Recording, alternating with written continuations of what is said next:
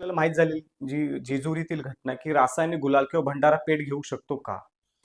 तसं बघायला गेलं तर अत्यंत ज्वलनशील रसायने यामध्ये मिक्स केलेले असतात. अनेकदा डाय किंवा डायमध्ये सल्फर असतं, सल्फर, फॉस्फरसचे जे सूक्ष्म कण असतात किंवा पेट्रोलियम आधारित काही पदार्थ असतात, पेट्रोलियम प्रोडक्ट्स वापरले जातात आणि अत्यंत ज्वलनशील असतात आणि अतिशय बारीक पावडर डस्ट एक्सप्लोजन इफेक्ट निर्माण करू शकते. तो गुलाल किंवा भंडारा खूप बारीक कणांचा असतो. त्यामुळे अशी पावडर जी आहे हवेत उडाली आणि ठिणगी, मेणबत्ती, अगरबत्ती किंवा फटाके जर जवळ असतील, तर ती क्षणात पेट घेऊ शकते. म्हणजेच काय तर याला डस्ट फ्लॅश किंवा डस्ट एक्सप्लोजन असं म्हणतात. आणि मग कृत्रिम रंग, टाल्किंग पावडर किंवा टाल्क पावडर किंवा रासायनिक कलर पटकन पेट घेणारे जे मिश्रण आहे, ते या गुलालांच्या मध्ये किंवा या भंडाऱ्याच्या मध्ये नक्कीच असतं. आणि मग अशा वेळेला असे गुलाल किंवा असे भंडार वापरणं म्हणजे खूप धोकादायक होऊ शकतं. का आज तुम्ही बघितले की जेजुरीमध्ये 25 लोकांना इजा पोहोचली.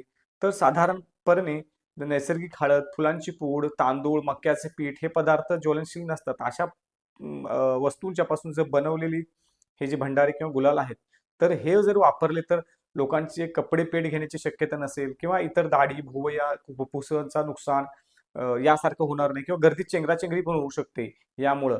तर सुरक्षितेसाठी अत्यंत महत्त्वाचं की या पद्धतीचे जे गुलाल किंवा भंडार आहे ते टाळणं गरजेचं आहे. तर हर्बल घरातला गुलाल तोच वापरणं गरजेचं आहे.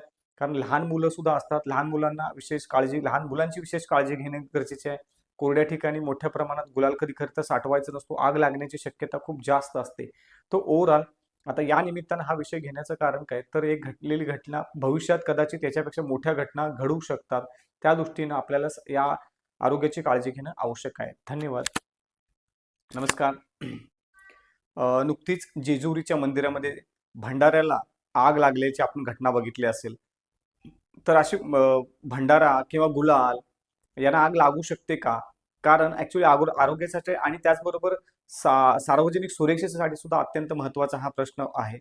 कारण आजकाल आपण जर बघत असेल, तर अशा केमिकल युक्त भंडारा, गुलाल, निवडणुकीमध्ये उधळले जाणारे रंग किंवा इतर रंग यांच्यामध्ये जे केमिकल आहे, त्याचा आरोग्यावर काय परिणाम होतो आणि त्याची जी बनवण्याची जी प्रक्रिया आहे, ती कशा पद्धतीने होते, त्याबद्दल आपल्याला थोडंसं डिस्कस करायचं आहे. तसं बघायला गेलं तर गुलाल 2 प्रकारे बनवला जाऊ शकतो. एक तर पारंपरिक पद्धत आहे किंवा नैसर्गिक आणि औद्योगिक आणि कारखान्यामध्ये सुद्धा बनवला जाऊ शकतो. तर सर्वात महत्त्वाची जी नैसर्गिक पद्धती आहे, ती कशी बनवली जाते?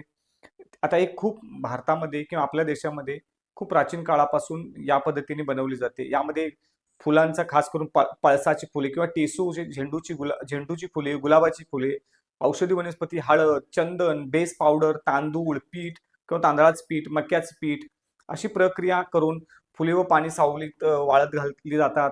पूर्ण वाळल्यानंतर त्याची बारीक पूड केली जाते. त्या पुडीत तांदूळ, मक्याचे पीठ मिक्स केलं जातं आणि रंग अधिक सुंदर यावा म्हणून मग हळद, चंदन मिक्स केलं जातं आणि चाळणीने गाळून मग स्वच्छ असा नैसर्गिक गुलाल तयार केला जातो आणि मग असा गुलाल त्वचेस सुरक्षित असतो, पर्यावरण पूरक आहे आणि सुगंधी आणि थंडावा देणारा सुद्धा असतो. पण त्याच्या विरोधात असलेला जो औद्योगिक गुलाल आहे, तो कसा बनवला जातो? हा गुलाल मोठ्या प्रमाणात कारखान्यावर तयार केला जातो. यामध्ये खास करून औद्योगिक रंग किंवा डाय वापरले जातात, टाल्किंग पावडर किंवा सिलिका वापरली जाते, रासायनिक बाइंडर किंवा केमिकल बाइंडर वापरला जातो. प्रक्रिया खास करून कृत्रिमरित्या मशीनद्वारे नीट मिक्स करून हे सर्व जे केमिकल्स आहेत ते मिक्स करून वापरले जातात. आता याचे नुकसान काय होऊ शकतो? तर त्वचेला खाज, ॲलर्जी, डोळे, श्वसनास हानिकारक, आरोग्याला आणि पर्यावरणाला सुद्धा अपायकारक असे याचे परिणाम आहेत. तर निष्कर्ष आपण जर विचार केला तर नैसर्गिक गुलाल आरोग्यास तितका सुरक्षित असतो. तर होळी साजरी करताना किंवा इतर आता आपण ज्योतिबाची यात्रा असेल किंवा इतर धार्मिक जे प्रसंग आहेत या ठिकाणी त्याचबरोबर विजयी रॅलीज आहेत या ठिकाणी मोठ्या प्रमाणात गुलाल वापरला जातो. तर हा जो गुलाल आहे तो म्हणजे खूप जबरदस्त धोकादायक होऊ शकतो.